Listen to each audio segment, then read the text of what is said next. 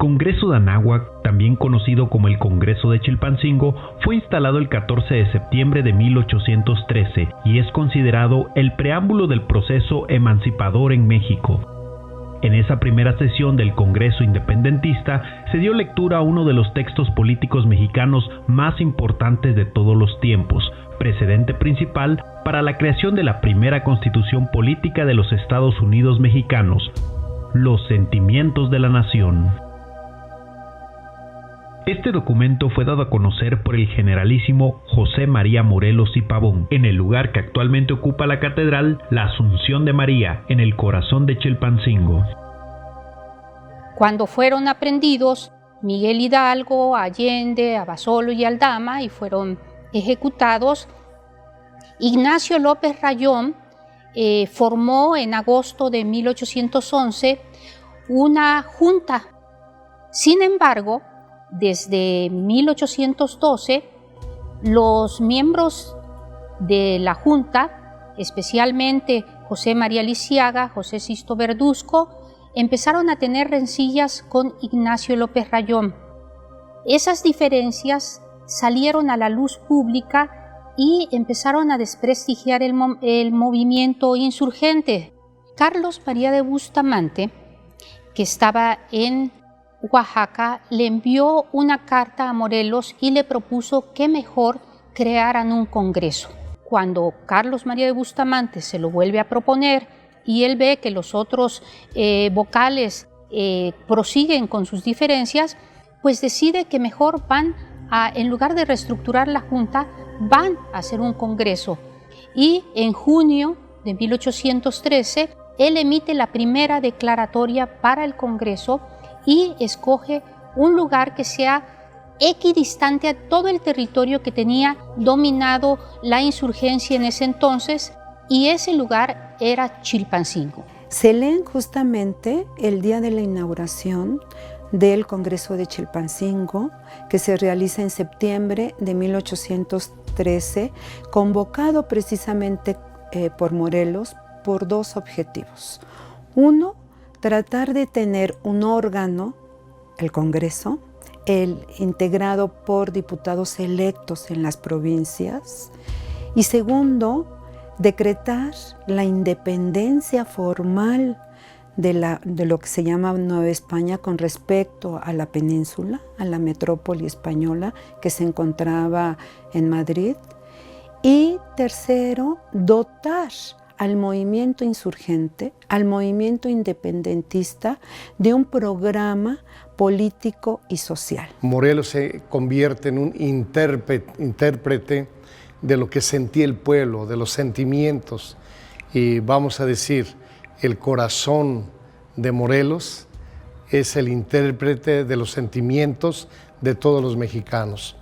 Para mí es un documento básico, y yo considero, como otros personajes, considero a Morelos con este documento como el autor de la nacionalidad mexicana. Yo creo que es muy importante señalar que aunque en la historia oficial siempre aparezca Dolores Hidalgo como la cuna de la independencia, en realidad en donde se declara la independencia de México es en la ciudad de Chilpancingo, en 1813. El sentir y anhelos de un pueblo oprimido, vejado por quienes consideraban tener el derecho de vida sobre los habitantes de la llamada Nueva España, de aquellos que fueron despojados de sus pertenencias, de sus tierras y que vivían bajo el yugo español, fueron plasmados en ese magno documento y leídos ante el primer Congreso de Anáhuac, integrado por 12 delegados originarios de las diferentes provincias, hombres que discutieron su visión política para la construcción de un nuevo país.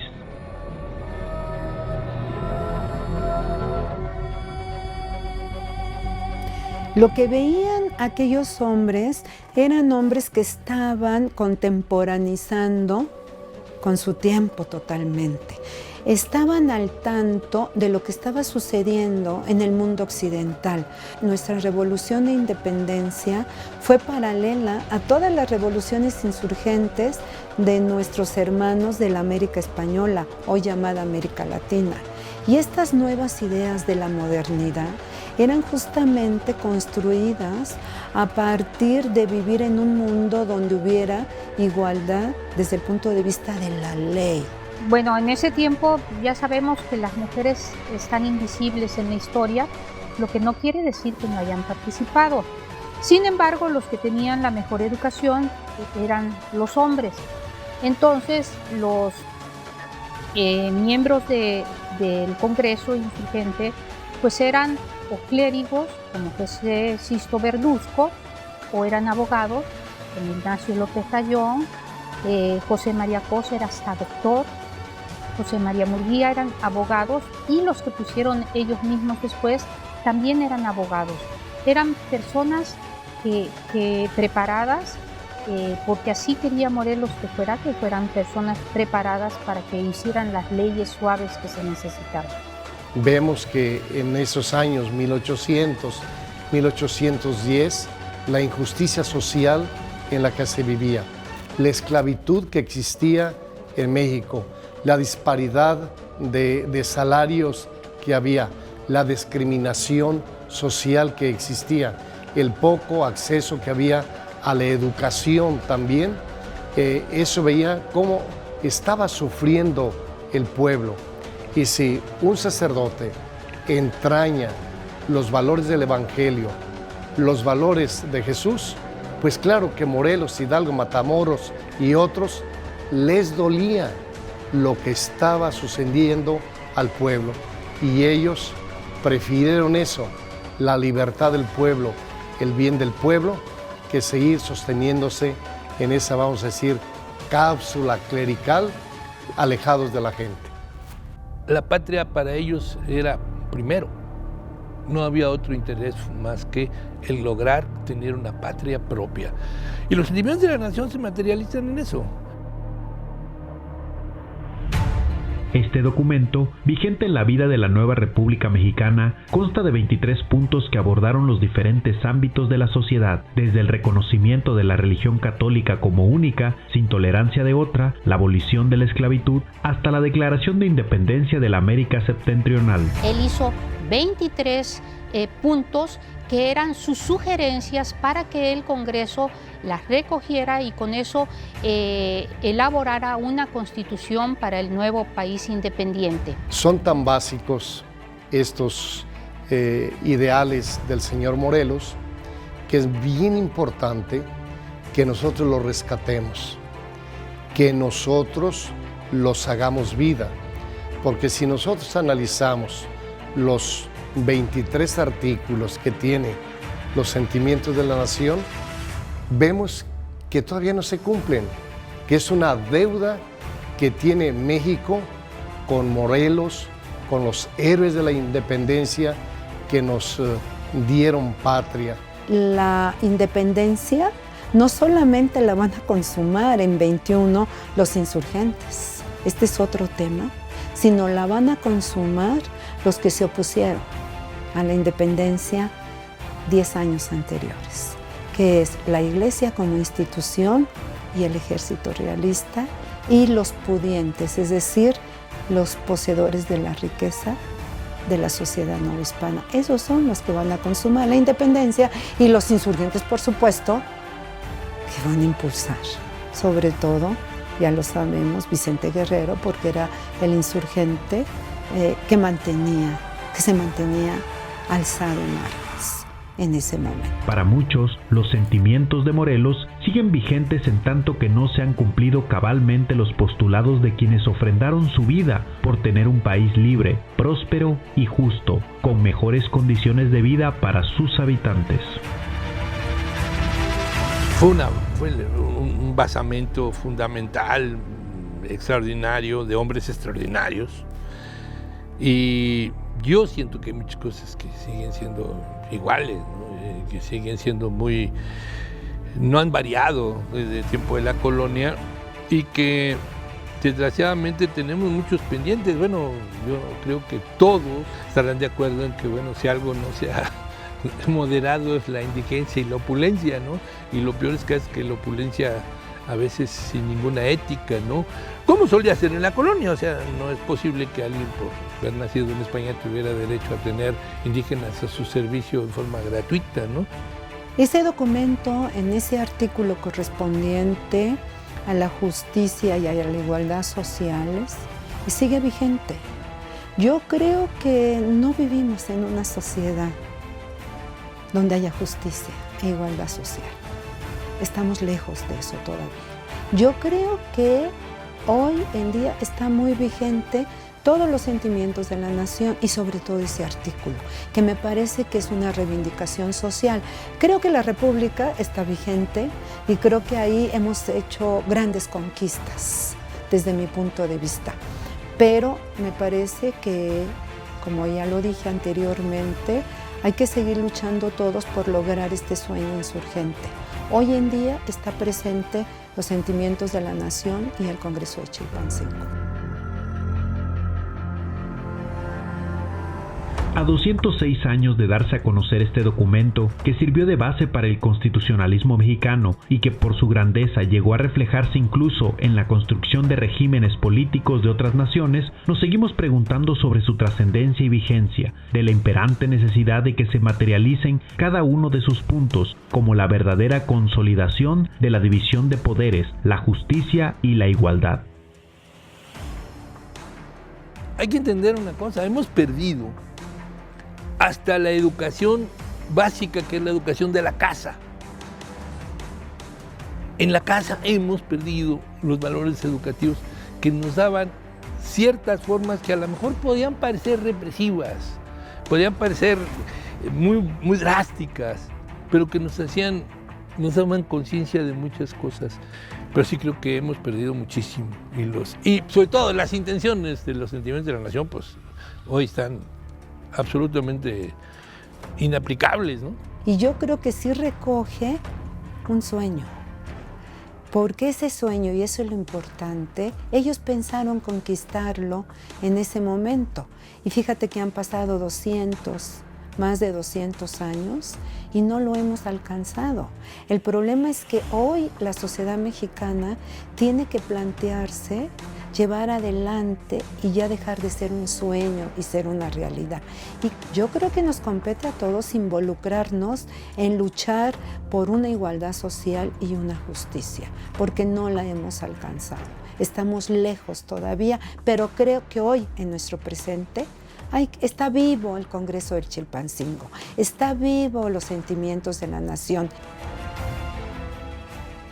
Un México justo, donde todos seamos iguales, donde no se distingue el color de la piel, que no existan privilegios, ni opulencia ni indigencia, con educación para todos, fueron reclamos de un pueblo dominado desde la conquista española, que Morelos convirtió sublimemente en sentimientos y los plasmó para la posteridad.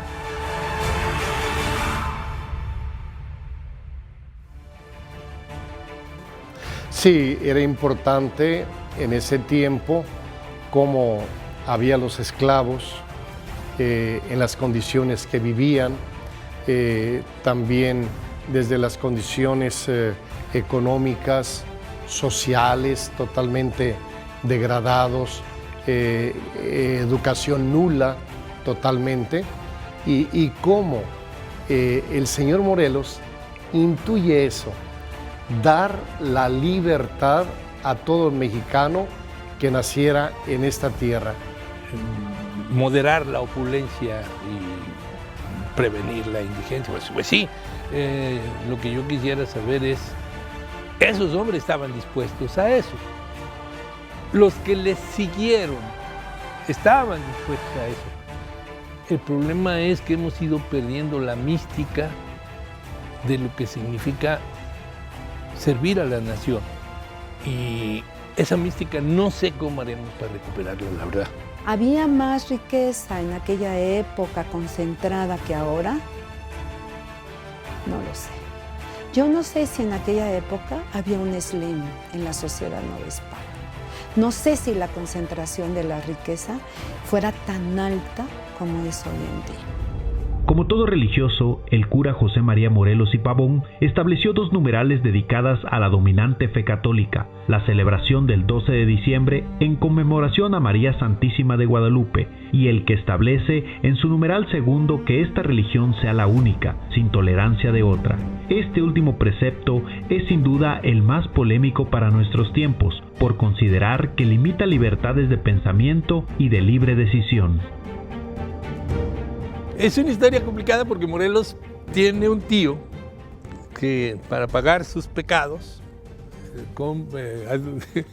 se compraba para pagar sus pecados una cosa que se llamaban capellanías. Entonces un tío de él adquiere una capellanía que al final no se la dan a Morelos porque resulta que cuando hacen su análisis familiar tiene un abuelo que era afrodescendiente, entonces ¿cómo? No puede haber curas negros, ¿no? Entonces, ni de 5ª generación. Entonces le dicen que no. Pero Morelos insiste, ya grande, ya después de haber sido arriero y haber sido muchas cosas, decide estudiar. Era el estudiante más longevo, más viejo en San Nicolás. Nunca fue su maestro Hidalgo, nunca, pero sí lo admira profundamente porque lo oye hablar, el intercambio de ideas, etcétera. Pero son hombres que nunca se alejaron de la religión, incluso ellos piden que cuando van a ser ejecutados se les apliquen pues todas las circunstancias que tienen que ver con los santos óleos, la confesión. O sea, son hombres que siempre van a ser muy religiosos. Si Morelos y los constituyentes ponían a la religión católica como central en la vida de los mexicanos, es que buscaban la unidad que todo mundo. ¿Por qué Miguel Hidalgo, inmediatamente después del grito de independencia, fue a Totonilco y tomó como bandera a la Virgen de Guadalupe? Era la única que podía dar unidad al movimiento. Lo mismo acá con el señor Morelos, eligiendo la religión católica, era un elemento de unidad entre las personas y sobre todo los valores. Morelos encararía, luego de su aprehensión a finales del sombrío 1815, la denominada Jurisdicción Unida, la eclesiástica y civil, así como la militar y la del Santo Oficio. Sabemos que Morelos lo fusilaron el 22 de diciembre de 1815 en Ecatepec, Morelos.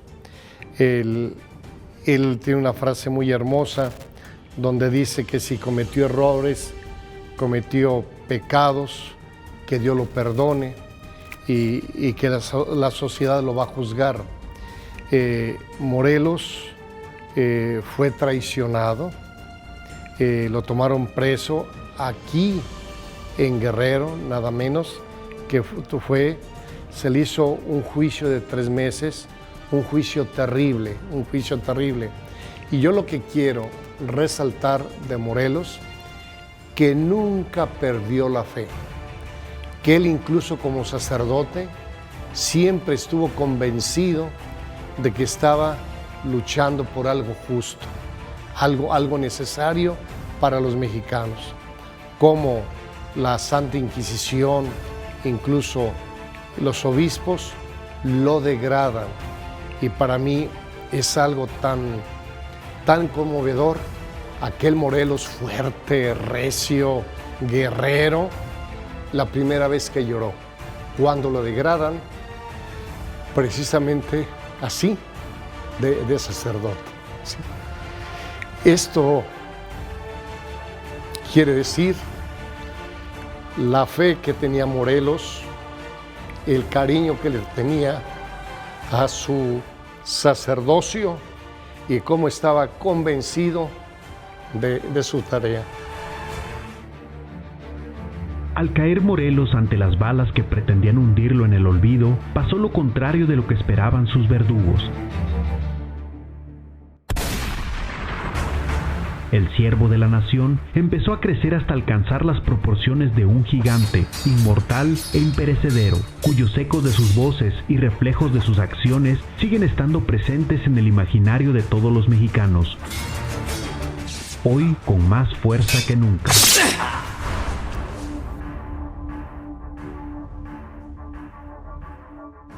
Al morir Morelos ese 22 de diciembre a las 4 de la tarde de 1815, al morir Morelos es cuando resurge este gran hombre, este gran líder que nos dio nacionalidad y nos dio patria.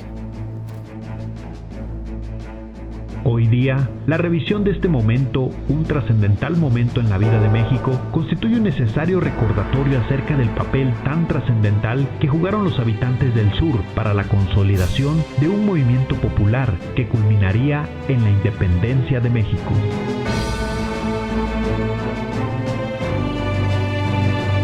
¿Por qué voy a iniciar los trabajos del Congreso de Anáhuac el 13 de septiembre? A un año de que ha sido asesinado en la Ciudad de México, asesinado literalmente en la Ciudad de México, le han destrozado el cuello a don Leonardo Bravo porque se niega a retractarse, si faltaban 3 días para el grito de Dolores. ¿Por qué escoger el 13? No, es una especulación mía. Yo digo que don José María se acordó de su amigo don Leonardo y dijo, voy a su pueblo, ahí lo voy a hacer, y porque es el aniversario de su muerte. Eso lo inventó.